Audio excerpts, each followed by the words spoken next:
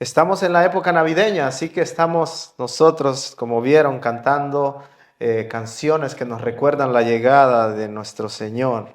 Eh, y es una realidad, el mundo estaba envuelto en sus delitos y pecados, en oscuridad, y necesitaba un rescate.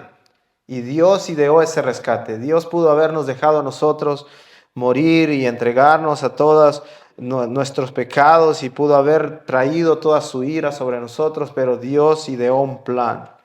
Y yo no sé si usted ha estado en una situación donde usted necesita un rescate, pero esta semana, por ejemplo, hablando del carro, se nos quebró. Se rompió ahí en medio, nos paramos en medio del camino, fuimos a comer a un restaurante y cuando regresamos no encendía ni una luz, nada, cero. Así que tratamos de hacer lo que como hispanos hacemos, solucionar las cosas, ¿no? Por nuestra propia capacidad, pero cuando abrimos el carro nos dimos cuenta que el carro es un carro híbrido, o sea que es mitad eléctrico y mitad eh, con gasolina. Y cuando yo iba a poner los cables en la batería, me di cuenta que esa batería no es como las convencionales. Así que la abrí y tenía un montón de circuitos ahí, así que dije yo no le meto mano a esto. entonces, entonces llamamos al carro a la empresa que nos rentó el carro y nos dijeron, esperen ahí, les vamos a mandar una grúa para que vaya a traer su carro y nos sentamos ahí con todas las maletas en el carro y entonces nos quedamos así como que, wow, este es uno de esos momentos donde no hay nada más que uno pueda hacer. Simplemente esperar que alguien más le pueda ayudar. Y eso fue lo que pasó. La grúa llegó, se llevó el carro y la empresa nos dio otro auto para que nosotros pudiéramos llegar a casa.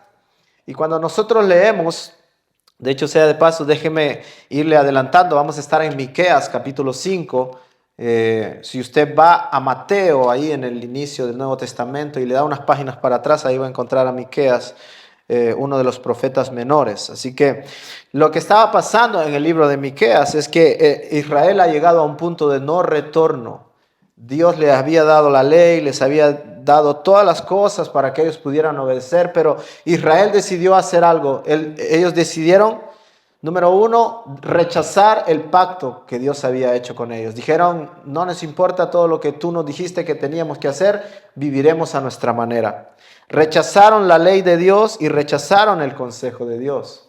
Entonces, ¿qué era lo que estaba haciendo el pueblo? El pueblo estaba escuchando profetas que les endulzaban sus oídos y les decían, todo va a estar bien, no se preocupen, sigan viviendo como ustedes quieren.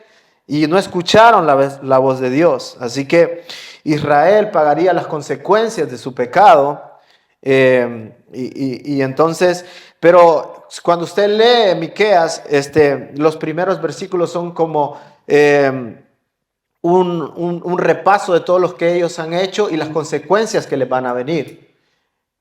Pero en el capítulo 4 de Miqueas, todo cambia cuando en medio de todas esas consecuencias que el pueblo iba a tener, se les dice que un día su sufrimiento iba a terminar y Dios iba a mandar a un Salvador, que ese sería el Rey de Israel, que iba a restaurar todas las cosas. Y Miqueas capítulo 5, versículo 2 nos dice algunas características que ese Salvador iba a tener.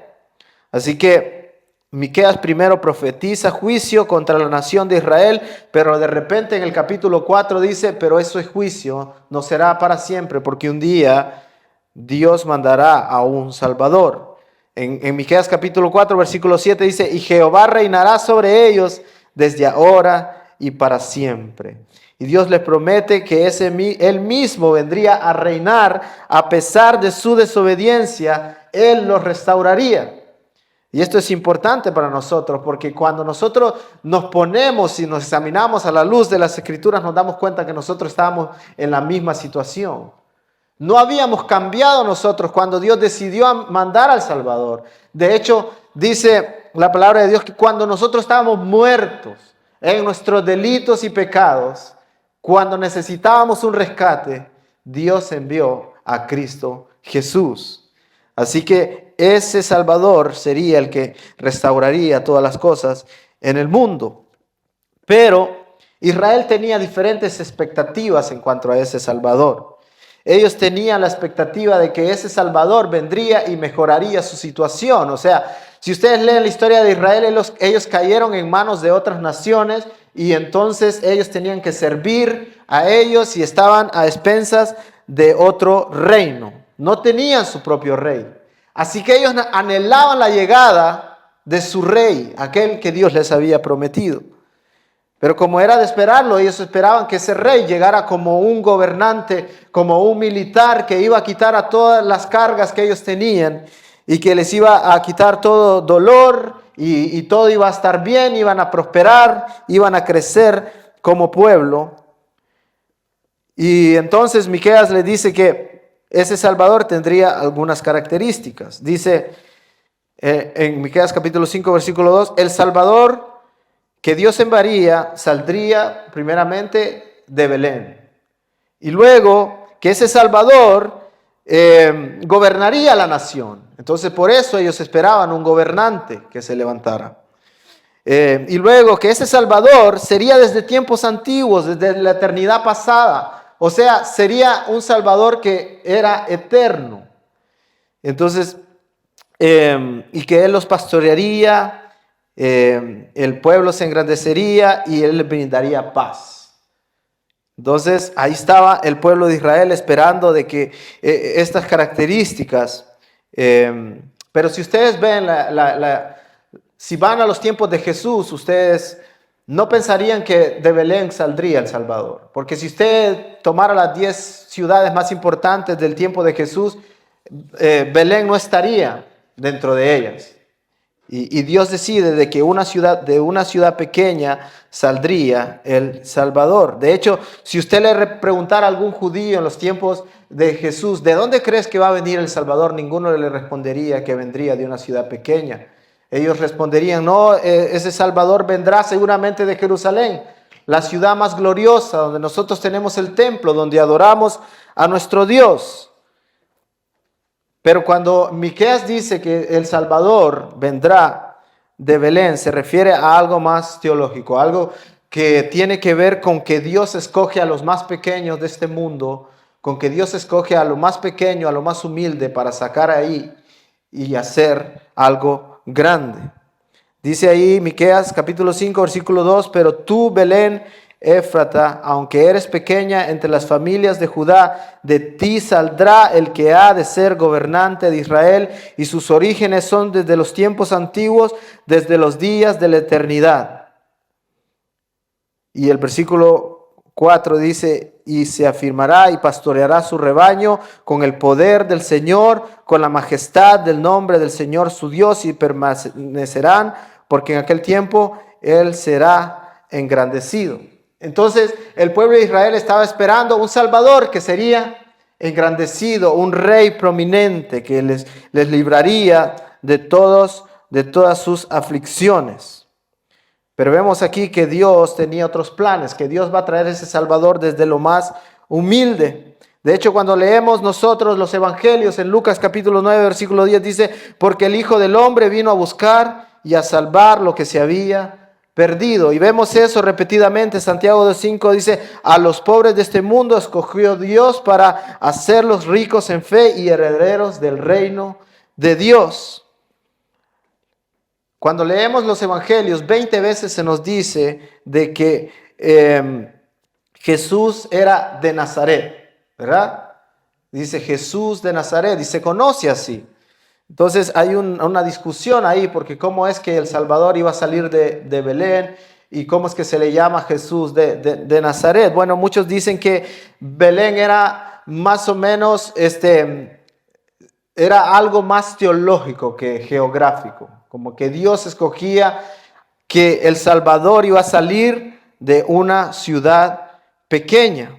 Pero aún así Jesús salió de Nazaret, que era una ciudad pequeña. Si ese es el caso, entonces no nació de una ciudad grande, de algo prominente. De hecho, cuando Jesús viene y escoge, Él viene y escoge a Felipe.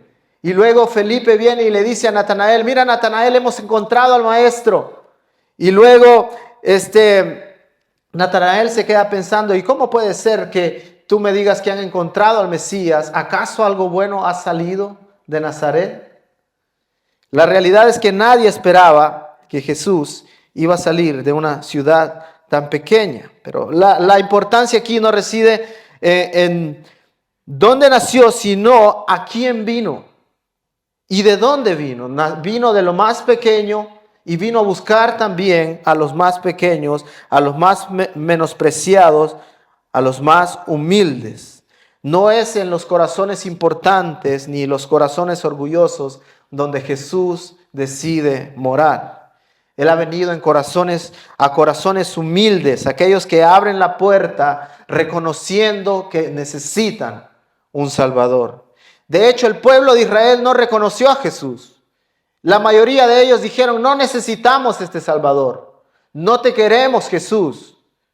Y cuando dijeron, ¿a quién queremos que crucifiquen? Ellos dijeron, queremos que crucifiquen a aquel que está en la cárcel. Que crucifiquen a Jesús y que dejen libre a aquel que está en la cárcel. Y Miqueas nos dice que ese restaurador de Israel un día gobernaría y restauraría la nación. Pero lo que muchos no podían ver es que Jesús tendría dos apariciones. Número uno, Jesús vendría primeramente como el Salvador de la nación, el Salvador del mundo. Y otra cosa que las Escrituras nos dicen es que luego de que Él viniera como Salvador en un futuro, Él regresaría como el Rey.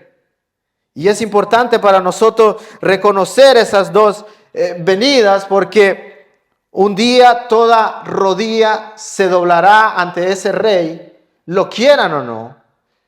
La primera venida de Jesús es una venida de compasión, ¿no? Él viene a buscar a aquellos que están perdidos, pero en la segunda venida Jesús viene para gobernar. Y viene con poder, y todos aquellos que no se han postrado ante ese Rey se van a postrar ese día, y será con poder, y la ira de Dios caerá sobre aquellos que nunca rindieron su corazón ante el Rey. Así que ahí está Israel esperando ese Rey prometido.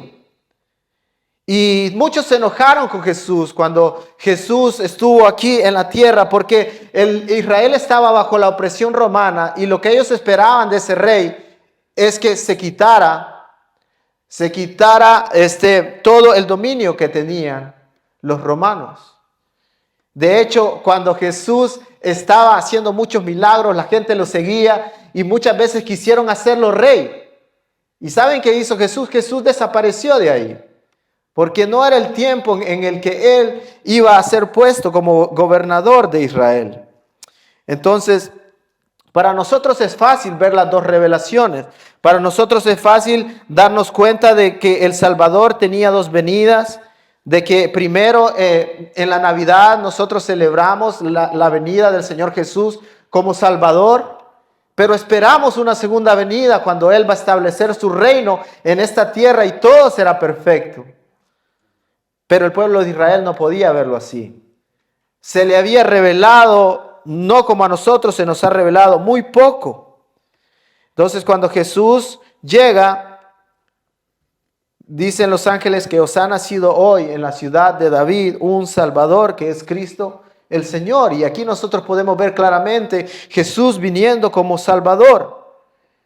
Cuando nosotros leemos el profeta Isaías, específicamente en el capítulo 53, vemos de que ese Salvador iba a venir y se iba a entregar de una forma, iba a sufrir, iba a ser ese siervo sufriente, iba a ser maldito por nosotros en una cruz.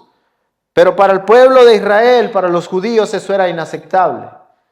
Porque para ellos colgar a un judío en una cruz era el evento más vergonzoso que a alguien le podía pasar. Así que ellos dijeron, ese Jesús no puede ser nuestro Salvador porque es maldito. Y nosotros sabemos de que eso era importante, y es importante porque Él fue maldito por nosotros. Él pagó por nuestros pecados. Él sufrió lo que nosotros debíamos haber sufrido. Y Pablo afirma de que ellos no podían ver porque habían cosas que a ellos no se les había revelado. Dice Pablo, en vista de lo cual, leyendo, podrán entender mi comprensión del misterio de Cristo, que en otras generaciones no se dio a conocer a los hijos de los hombres, como ahora ha sido revelado a sus santos apóstoles y profetas por el Espíritu. En ocasiones, cuando usted va caminando por la carretera, ve montañas allá al fondo, ¿no? Y se admira de las montañas. Y a veces ve una montaña aquí y luego ve un pico detrás de esa montaña que significa otra montaña que está detrás. Pero cuando usted la mira a lo lejos, usted no puede saber si hay una separación entre esas dos montañas. Lo que usted puede ver es que hay dos picos juntos ahí. Y lo que usted muchas veces imagina es, ok, estas dos montañas están pegadas la una a la otra. Pero si usted pudiera tomar un helicóptero y sobrevolar por esas dos montañas, se diera cuenta que quizás una montaña está en este lugar y la otra está mucho más atrás y entre ellas hay un gran espacio. Y solamente viéndolo a través de volar un helicóptero usted puede ver todo eso. Entonces, era más o menos así. Si ellos veían hacia adelante, quizás ellos solo podían ver a Jesús viniendo como un rey. No había otra manera en que ellos pudieran percibir ese Salvador. Nosotros ahora sí podemos sobrevolar por las Escrituras y ver toda la revelación y ver de que Jesús iba a venir también, no solamente como rey un día, pero como Salvador primeramente. Así que los judíos no pudieron ver eso porque les fue oculto. Entonces ellos no podían aceptar a un Salvador que se entregara y que se humillara como lo hizo Jesús, el justo por los injustos, para poder llevarnos a Dios, según lo dice 1 de Pedro 3:18. Los judíos no pudieron verlo. De hecho, cuando usted le predica a un judío, tiene que llevarlo obligatoriamente a Isaías 53 para que ellos puedan ver de que Jesús es ese siervo sufriente, que no solamente ha sido anunciado como rey, sino que ha sido anunciado como el Salvador primeramente. Pero otra característica que tendría este rey es que este rey sería eterno. Dice que ha existido desde la eternidad pasada y que existirá por siempre. Miren, no hay muchos niños que han nacido en este mundo o que se conozcan que han nacido con el título de rey. Los niños nacen y son príncipes y luego cuando el rey se muere ellos llegan a ser reyes. Pero cuando Jesús nace siendo rey porque Él ha sido rey por siempre. Yo no sé si usted ha escuchado una canción, con una corona de espinos te hiciste rey por siempre. En realidad no fue con una corona de espinos que Él se hizo rey. Él ha sido rey siempre. Pero en la segunda venida Él va a venir para tomar posesión y para establecer su reino en este mundo y para poner sobre sus pies a todos aquellos que no quisieron doblegarse cuando Él vino como Salvador. En la segunda venida Él no viene a salvar a nadie más. En la segunda venida Él viene para establecer su reino, para que todo el mundo le lleve gloria. Y ahí será muy tarde para muchos. No habrá más tiempo para decirle, perdóname, lo siento que no me humillé antes. Suficiente tiempo has tenido, quizás dirá el Señor, yo no los conozco a ustedes. Pero una cosa más que ese rey vino a hacer es que ese rey vino a traer paz para todos sus aliados. Y esto es importante para nosotros porque nosotros esperamos la segunda venida de Cristo con mucha alegría, sabiendo de que nosotros hemos hecho la paz con Dios desde antes. Eso es inteligente, ¿no? Usted no va a esperar de que alguien que tiene mucho poder que le diga a usted que tiene que hacer ciertas cosas antes de que Él venga y gobierne. No va a esperar de que el tiempo se acerque si usted ya sabe lo que tiene que hacer. Gloria a Dios por aquellos que han venido y se han arrepentido y han entregado su corazón a Dios. Y esa es una obra que solamente el Espíritu Santo puede hacer. Entonces la pregunta que nosotros podríamos hacernos hoy es simple. ¿Cómo sé que yo soy amigo del Rey? ¿Cómo sé que en su segunda venida ese Rey no me va a castigar a mí, ni va a traer toda su justicia sobre mí? La respuesta podría ser sencilla. Si yo soy amigo del Rey, nada me va a pasar cuando Él venga a establecer su reino. Y Jesús dijo en una ocasión: ya no os llamo siervos, porque el siervo no sabe lo que hace su Señor, pero os he llamado amigos, porque he dado a conocer todo lo que he oído de mi Padre. Juan 15:15. El amigo del Rey es aquel que se involucra en sus asuntos, que le interesan las cosas del reino, que se preocupa más por la gloria del Rey que por su propia gloria. Así que, ¿cómo nosotros podemos ser amigos del Rey? Simplemente haciendo lo que Él nos pide que nosotros hagamos. Jesús nos dice: vengan a mí todos aquellos que están necesitados, vuélvanse a mí, sean humildes de corazón, confiesen sus pecados. Jesús ha venido para dar salvación y ahora es el tiempo donde Él está disponible como Salvador. Mire, es importante saber de que Jesús era Rey desde antes de la eternidad, porque ese Rey me ha venido a buscar a mí. Y ese Rey ha tenido suficiente tiempo para decidir si Él tuvo suficiente tiempo para decidir si Él me iba a venir a buscar o no. Tuvo suficiente tiempo para decidir si Él me iba a amar lo suficiente para venir a hacerse carne y para sufrir todo lo que tenía que sufrir. Y Él no tuvo suficiente tiempo y nunca se arrepintió. De hecho, tomó su decisión y cuando Él gozaba de toda su gloria, dice que se negó a sí mismo y se hizo hombre y se encarnó para sentir y para sufrir lo que yo sufro en esta tierra y para entenderme. Ese es un amor incondicional. Si Jesús tenía que darse la vuelta para abandonarme a mí, Él lo hubiera hecho mucho tiempo antes. Él no tuviera que haber venido, pero Él lo hizo. Y tuvo toda la eternidad para pensarlo.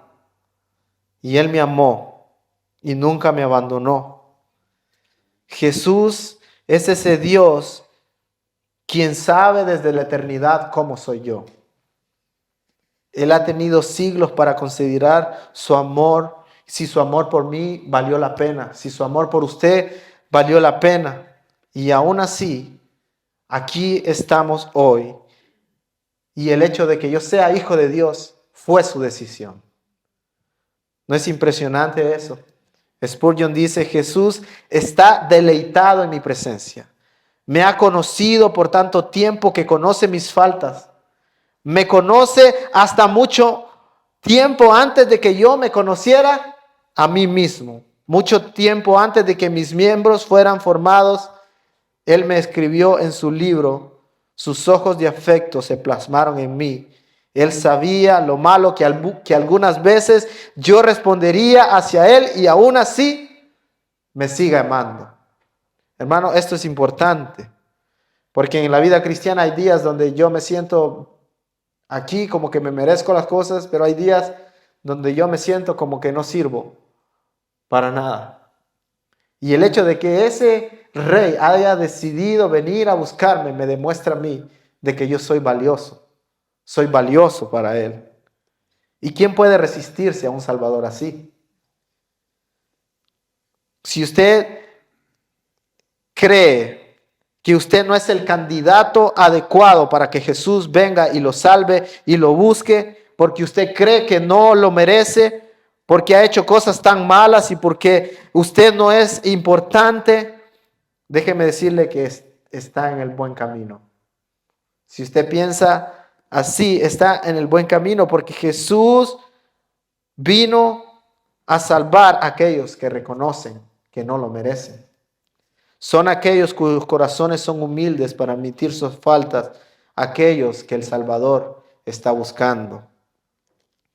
Yo quisiera terminar hoy a manera de reflexión preguntándonos: ¿es Cristo Jesús Rey de su vida? Porque es cierto, Jesús vendrá un día para establecer su reino. Pero hay una concordancia con aquellas personas que dicen decir de Jesús, Jesús es el Salvador, porque hacen a ese Jesús rey de sus vidas. Ellos no tienen que esperar que Jesús venga y establezca su reino para que ellos comiencen a obedecer a ese rey.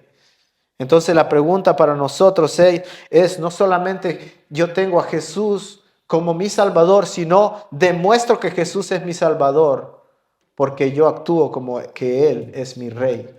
Hay una concordancia entre las dos.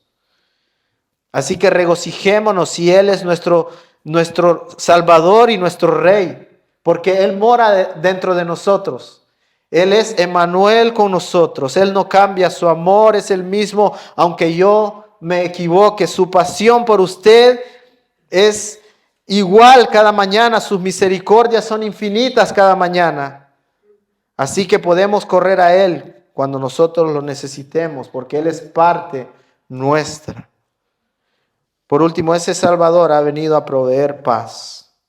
Él lo quiere libre a usted. Él quiere brindarle gozo, alegría, esperanza. Él quiere que usted vea el futuro con gozo, con alegría, sabiendo de que no hay miedo al futuro, de que lo único que puede pasar en el futuro es que las cosas mejoren, porque Él ha prometido que su reino será perfecto y que en ese reino no habrá dolor, no habrá lágrimas, no habrá nada que nos pueda entristecer. Estaremos en la presencia de aquel que lo llena todo. Estaremos satisfechos con saber que estamos con nuestro Salvador. Y para aquellos que dicen, yo no tengo ese Salvador, yo no sé lo que es la salvación, no se resista. Reconozca sus pecados y pídale perdón hoy. Jesús está hoy todavía ofreciendo salvación. El hecho de que Jesús no haya venido todavía es simbolismo de su misericordia, porque Él no quiere que nadie perezca, sino que todos procedan al arrepentimiento. Por eso Jesús no ha venido hoy, porque Él sigue esperando que personas se arrepientan y vengan hoy y le hagan su Salvador. ¿Lo harías hoy? Recuerda, el cielo y el infierno son lugares reales. Y un día nos enfrentaremos a ir a uno de los dos. Así que yo espero que usted pueda entregar su vida a Cristo en humildad, diciéndole, Señor, hoy reconozco que necesito un Salvador. Yo quiero que cuando tú vengas como Rey, yo no reciba tu ira, sino que reciba tu amor, porque soy amigo tuyo. Así que vamos a orar. Y si usted es creyente, simplemente agradezca a Dios por la salvación y ese amor que desde la eternidad Dios le ha mostrado. Y si usted quiere pedirle hoy perdón a Jesús por sus pecados, hágalo también. No tiene que decirle ni mostrárselo a nadie más, simplemente en una oración. Usted y Jesús, dígale, Jesús, reconozco y siento la necesidad de un Salvador hoy. Entra en mi corazón, te pido perdón por mis pecados. Alivia mi dolor, quita la carga de pecado. Hazme un hombre libre. Llévame a tu reino. Quiero la paz contigo. Trae salvación hoy, Señor Jesús. Y para aquellos que hemos sido salvos, gracias por el gozo que nos provees de saber de que enfrentamos la vida, una vida difícil, con muchos altos y bajos, pero vemos la vida con esperanza.